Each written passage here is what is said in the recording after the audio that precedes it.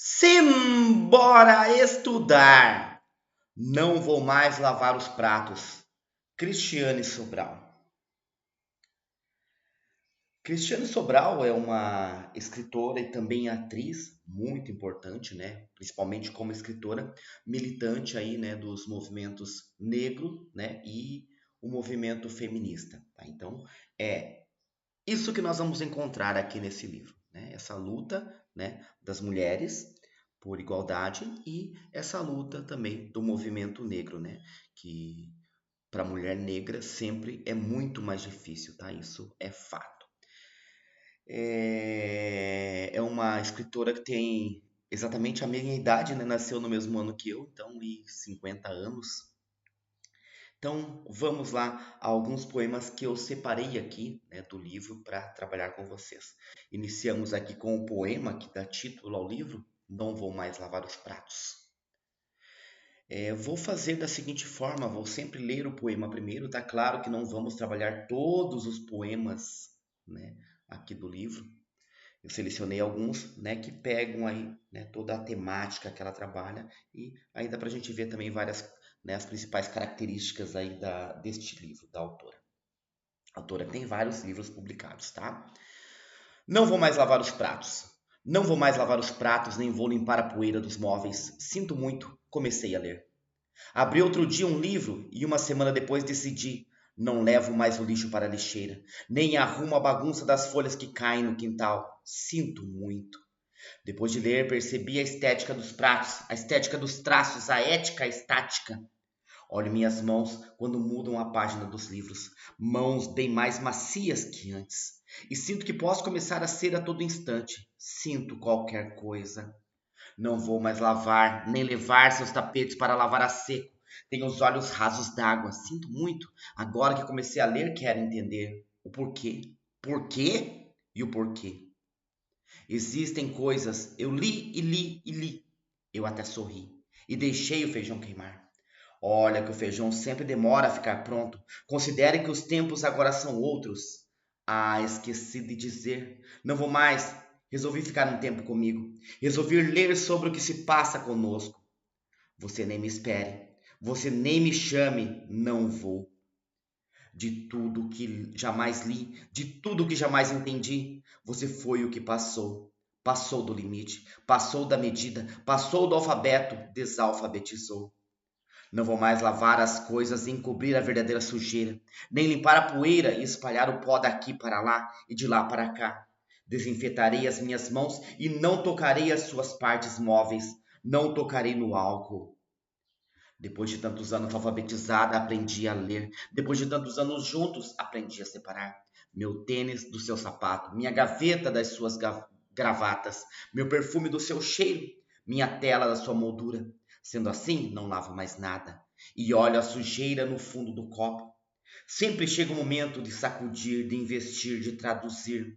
Não lavo mais os pratos. Li a assinatura da minha Lei Áurea, escrita em negro maiúsculo, em letras tamanho 18, espaço duplo. Aboli. Não lavo mais os pratos. Quero travessas de prata, cozinhas de luxo e joias de ouro, legítimas. Está decretada a Lei Áurea. Então, que poema lindo, né, que trata sobre essa questão aqui, já no início, o próprio título, né, não vou mais lavar os pratos. Uma decisão, não vou mais, significa que, né, eu lavava, agora não vou mais lavar esses pratos. E tudo começa, né, quando ela diz, né, quando eu lírico aqui diz, comecei a ler. Então, comecei a ler, né, tomei conhecimento, comecei a ler a importância da leitura. Tá? E ela fala, né, que ela abriu um dia o livro, né, e uma semana depois, logo uma semana depois que ela começa a ler, né, ela já decide não fazer mais nada. Né? E aí, já na terceira estrofe, né, ela já fala que as mãos, né, ela olha as mãos e as mãos estão bem macias do que antes, né? As mãos, quando estão mudando ali a página do livro, estão bem macias, né, do que antes. Ou seja, eu estou cuidando de mim, né? Não vou ser mais a escravizada aqui, tá? Esse grito, não vou lavar mais os pratos, tanto é para a mulher, né, significa nesse caso para a mulher, como para a mulher negra, que muitas vezes é a empregada, né, a escravizada. Então nós temos essa coisa que tanto pode ser simplesmente não. O que eu quero dizer simplesmente não é que simplesmente no sentido de ser simples, de qualquer mulher, mas da mulher, principalmente mulher e mulher negra.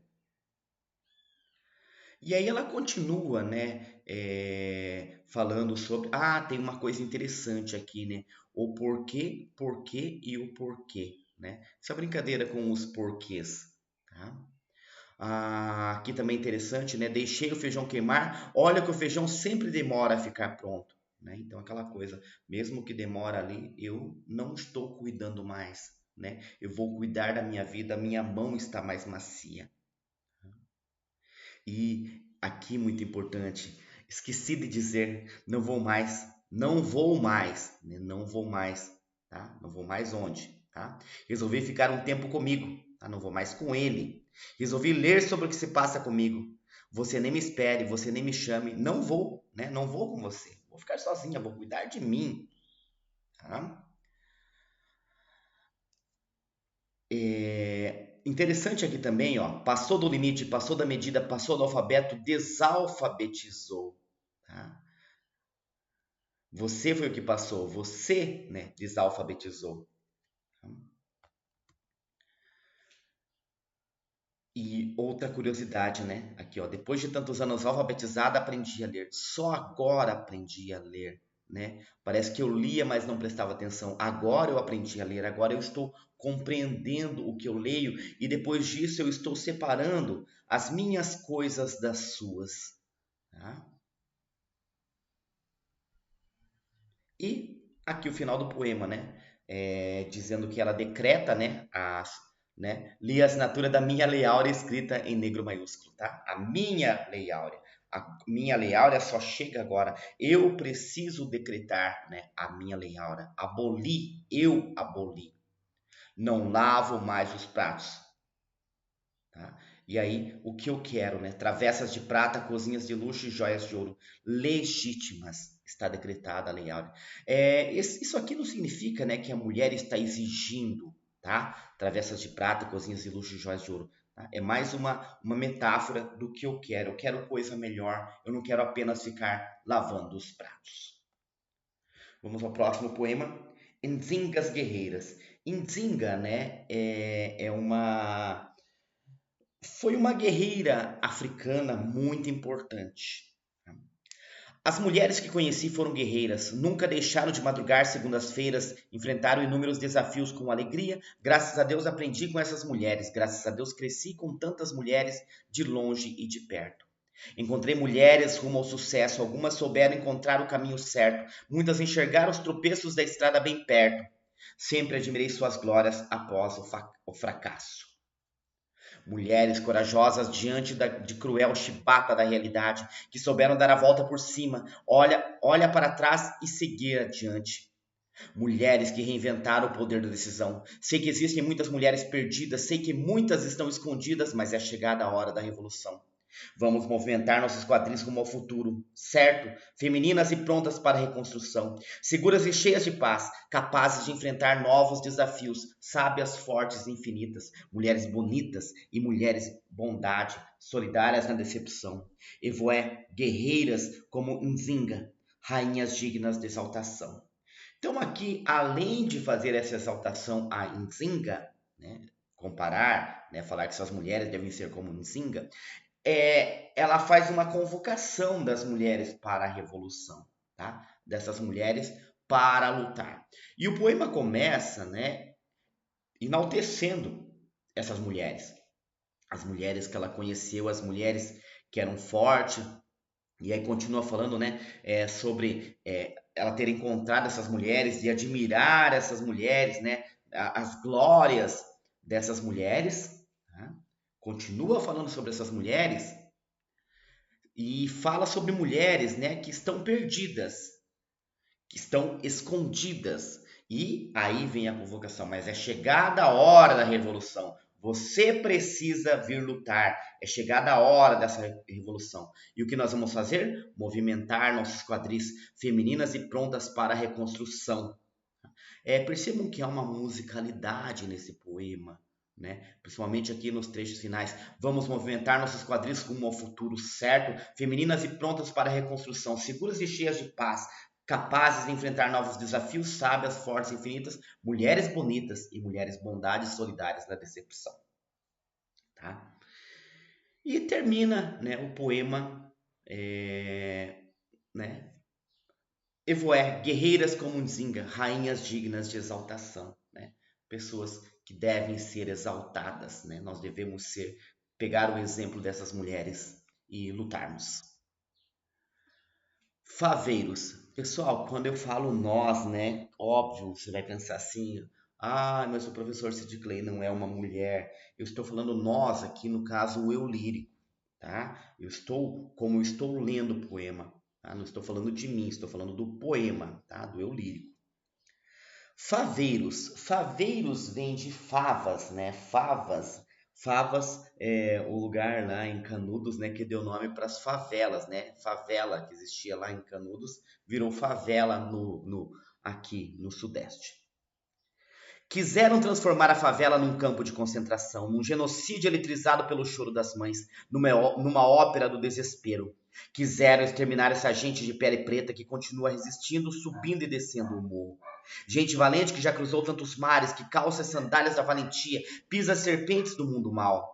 Quiseram acabar com o descanso dessa gente, que segue olhando a vista da cidade maravilhosa, enxerga de um ponto privilegiado, esbanja outro tipo de visão. Quiseram transformar a favela num campo de concentração. Conseguiram uma concentração de beleza, de coragem, um povo que vira a cara pro rancor e segue adiante. Quiseram transformar a favela num campo de concentração. Em vão. É melhor dar do que receber. Esse é um poema que ele tem, né, estrofes, né? São 6 estrofes de 3 versos. Tá? E ele vai falar sobre essa questão, né, de querer transformar a favela num campo de concentração. Isso aparece várias vezes durante o poema, né? Ó, lá aparece uma e aqui mais duas, se eu não me engano. Cadê a outra? Aqui, ó, 2, 3 vezes aparece isso. Tá?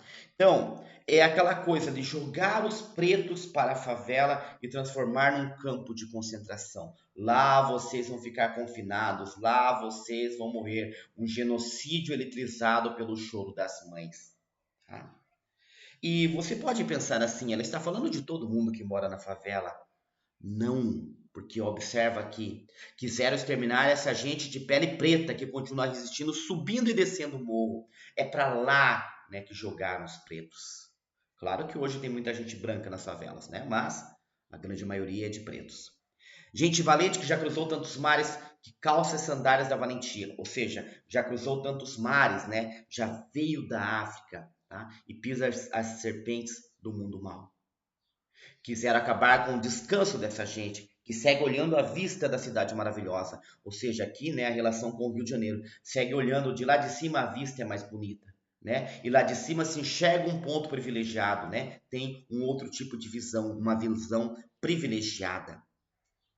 E aí ele volta, né, lá para o início, transformar a favela num campo de concentração, né? E conseguiram, né, uma concentração de beleza, de coragem, tá? Então, foi isso que eles conseguiram, concentrar isso, né? Concentrar a beleza, concentrar a coragem.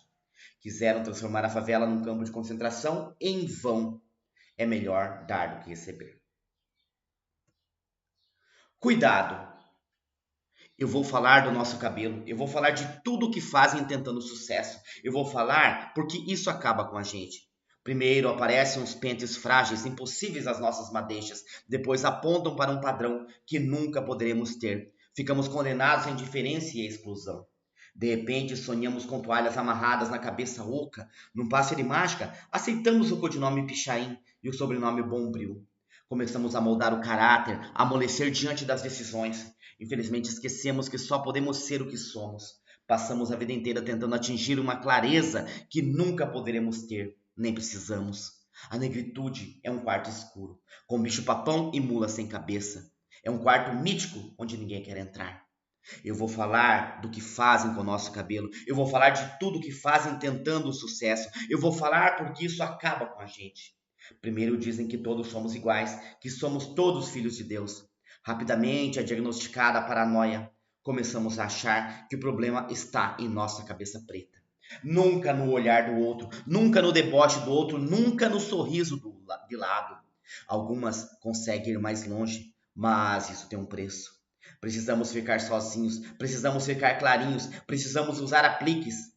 Eu vou falar do que fazem com o nosso cabelo. Eu vou falar de tudo que fazem tentando o sucesso. Eu vou falar porque isso acaba com a gente. Deu branco. Alguém me empresta uma identidade aprovada no teste de boa aparência? É... Cuidado. A gente pode pensar em, né, vários significados para cuidado, né? O cuidado de se ter cuidado com, né, de se cuidar de algo, que no caso aqui seria o cabelo, e o cuidado na forma de falar, né? Cuidado. Tá? E o poema já começa, né, falando sobre o tema principal, que é o cabelo, né? Tá? E de tudo que falam sobre o cabelo, né? Pentes frágeis, né? Padrão, condenados à indiferença e à exclusão, né? E depois falar, né, que aceitamos codinomes como Pichain, sobrenome como Bombril, tá? Então, essa questão aí do cabelo preto, né, que por muito tempo o padrão seria ter que esticar esse cabelo, né? O cabelo visto como cabelo, né, por muitas pessoas falam cabelo ruim. E aí, nisso, né, começamos a moldar o caráter, a amolecer diante das decisões. Infelizmente, esquecemos que só podemos ser o que somos, né? Alguém tentando mudar. Por quê? Porque é difícil ser preto. É difícil nesse país ser preto. Ó, atingir uma clareza. E aqui, né, essa estrofe é muito importante. A negritude é um quarto escuro. É um quarto mítico onde ninguém quer entrar. Então as pessoas, elas não se declaravam, hoje se declaram mais, mas muitas ainda não se declaram pretas, né, devido a isso, né, a essa condição muito mais difícil de ser um preto no Brasil. Tá? E continua aqui, eu vou falar do nosso cabelo, né? Tá? Como lá no início, né? De tudo que fazem tentando sucesso, ó. Eu vou falar porque isso acaba com a gente. É uma volta lá, tá? Ó, observa. É uma volta lá, né? A primeira estrofe, ela se repete aqui. E aquela fala, né? Todos somos iguais. Quando um preto fala algo, né? Fala assim, olha o racismo, o preto mesmo é racista com ele porque fica reclamando, né? Entendeu? A gente vê muito isso, né? Nossa, nós somos todos filhos de Deus, somos todos iguais, tá? E essas falácias, né, que acontecem diariamente. O problema está em nossa cabeça preta, né? Que o preto começa a achar isso, que o problema está nele, não na sociedade. Tá? Nunca no olhar do outro, no deboche do outro. Né? Algumas conseguem ir mais longe, mas isso tem um preço. Então, o quão é difícil para uma mulher preta, para um homem preto, mas para a mulher preta muito mais, né? Algumas até conseguem ir mais longe, mas isso tem um preço. Tá? E aqui a gente lembra sempre, né? Eu sempre lembro de Racionais quando eu né, vejo, né, trechos assim. Precisamos ficar sozinhos, precisamos ficar clarinhos, precisamos usar apliques. Né? Você não pode ter o cabelo ali curto. E aqui mais uma vez, né, volta para aquela estrofe inicial. Eu vou falar do que fazem com o nosso cabelo, né? Os três versos aqui. E no final, deu branco. Deu branco significa quando a gente esquece, né?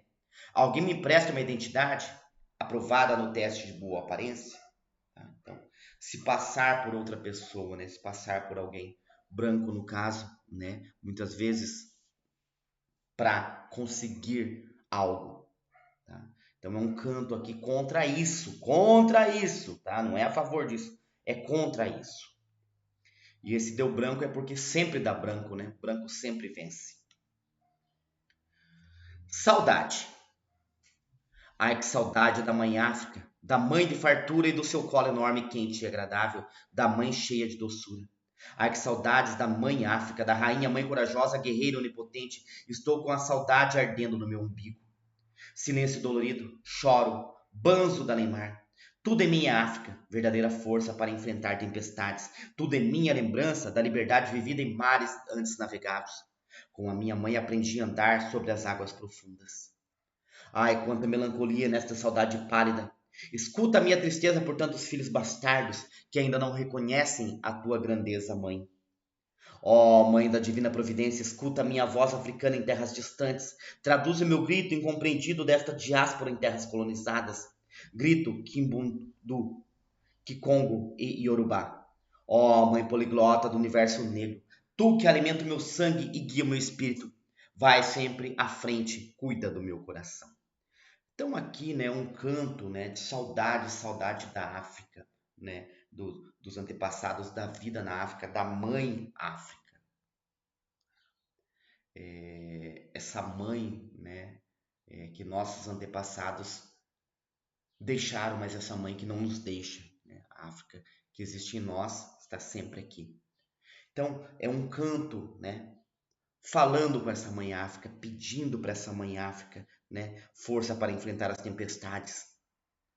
E tem um momento aqui, né, que ele fala quanta melancolia nesta saudade, né? Escuta a minha tristeza por tantos filhos bastardos que ainda não reconhecem a tua grandeza, mãe, né? Filhos bastardos que não reconhecem a tua grandeza, mãe, né? Muitos filhos aí que, né, são como se fossem bastardos, não reconhecem a verdadeira mãe África, tá? Então, é um canto aí, né, de para mãe África, mãe poliglota do universo negro, né, porque se falam tantas línguas, né, tanto dentro lá da África como aqui hoje. Porto 6.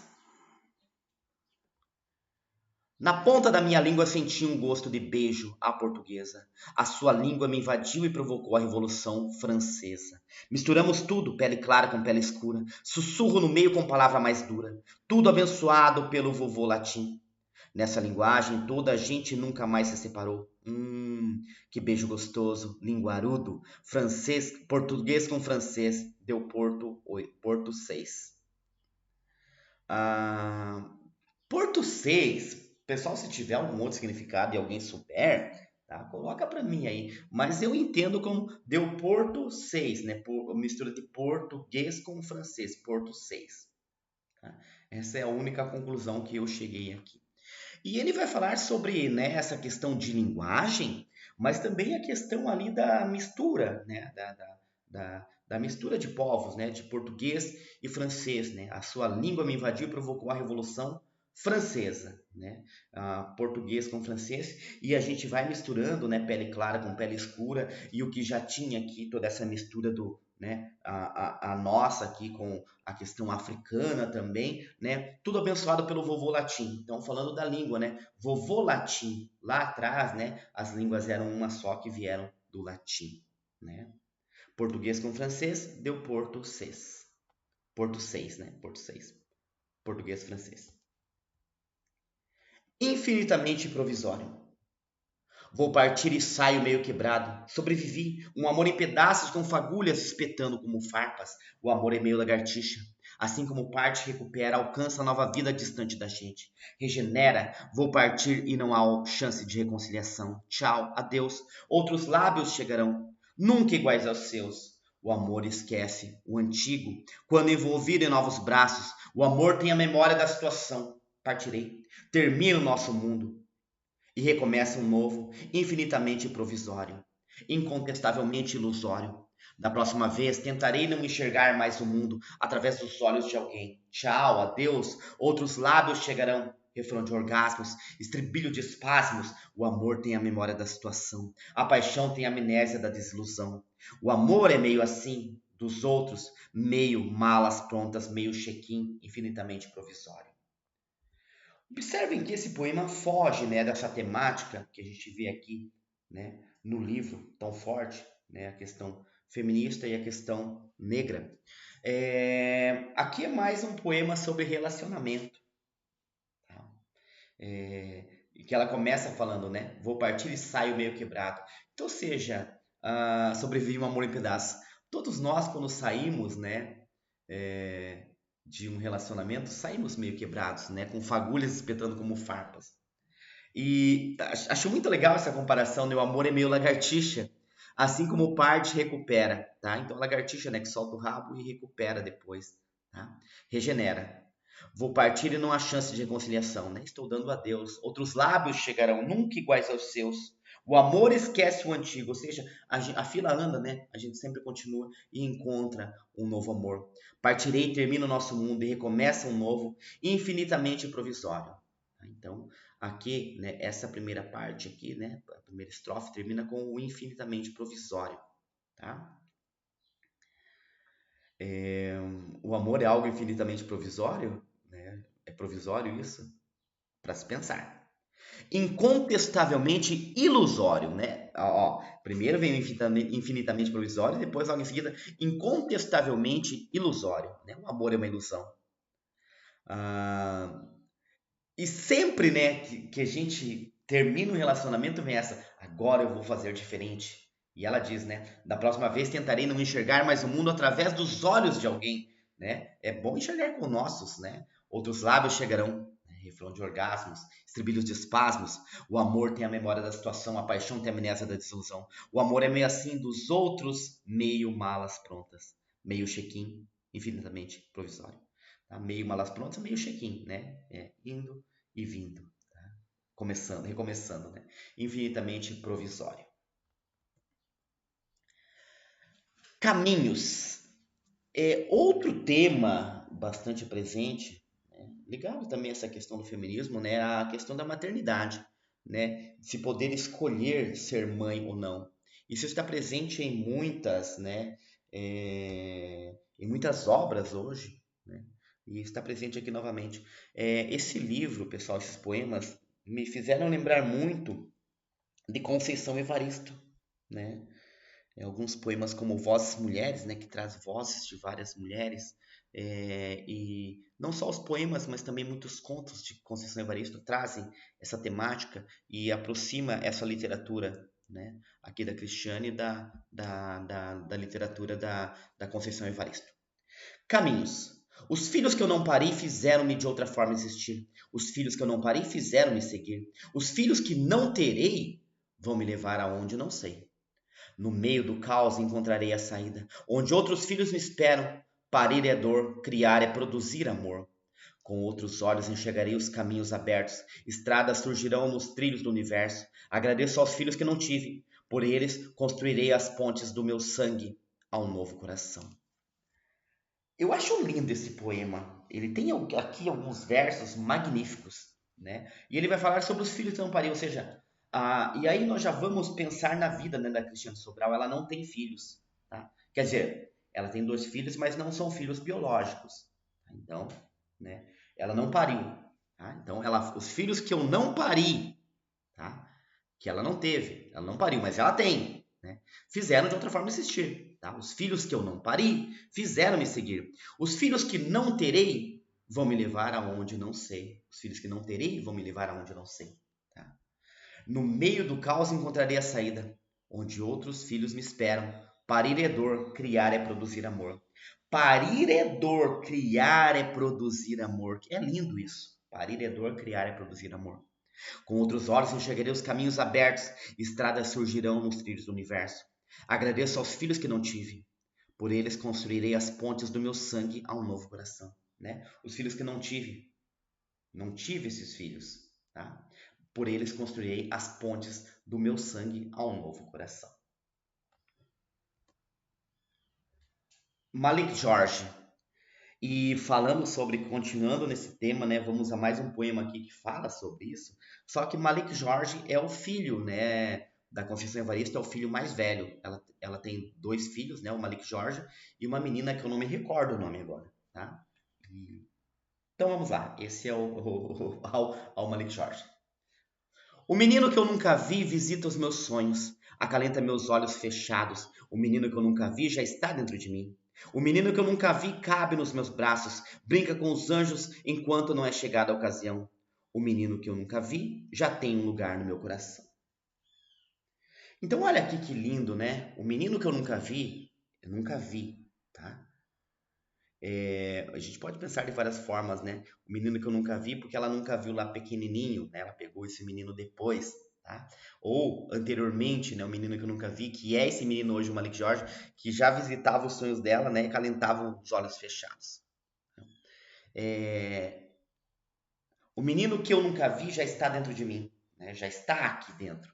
Então, é um poema que vai falar sobre essa questão, né, de ser mãe, de ter alguém, mas não necessariamente parir, como no poema anterior. Tá? Aqui não fala isso, mas eu estou me relacionando esse poema com o poema anterior. O menino que eu nunca vi já tem lugar no meu coração. Refazendo a cabeça, um poema curtinho. A negra segura a cabeça com a mão e chora. Chora, sentindo a falta dos seus universos crespos, assassinados pelas escovas progressivas, digo, escolhas regressivas. Após o pesadelo, a negra raspa qualquer vestígio de lisura e encontra consolo no futuro das suas raízes. É mais um poema que fala sobre cabelos, né? A importância dos cabelos. E esse poema refazendo a cabeça, né? Vários significados em refazer a cabeça, né? Pensar de uma outra forma. E aí, aqui o significado também de cabeça, né? Dos penteados, de mudar o cabelo. E a negra segura a cabeça com a mão e chora. Ou seja, né, nós temos uma imagem, né, de uma negra chorando, tá? Sentindo a falta dos seus universos crespos, os seus universos crespos, o cabelo, né? Assassinados. Esses cabelos já não estão aqui. Eles foram assassinados. Assassinados por quem? Pelas escovas progressivas, né? De tanto ele fazer escova, o cabelo se foi. E aí ela corrige, né? Digo, escolhas regressivas, né? Que só fez voltar, tá? Após o pesadelo, né? Após o pesadelo, a negra raspa qualquer vestígio de lisura. Tá? Ó, lisura, pessoal. Aqui tem mais o sentido de liso, tá? Ela raspou o cabelo, né? Após o pesadelo, ela raspou o cabelo. Não quer mais aquele cabelo de progressiva, tá? Ela raspa qualquer vestígio de lisura e encontra consolo no futuro das suas raízes. E ela encontra consolo o quê? No futuro das suas raízes. Raízes africanas, raízes que vêm de lá, mas aqui também significando as raízes dos cabelos, né? E esse cabelo vai nascer e dali vai vir um cabelo crespo novamente, desse cabelo que ela chora aqui, né? Sentindo a falta né, dos seus universos aqui, crespos. Beleza, pessoal? Espero que tenham gostado. Por hoje é isso e simbora estudar!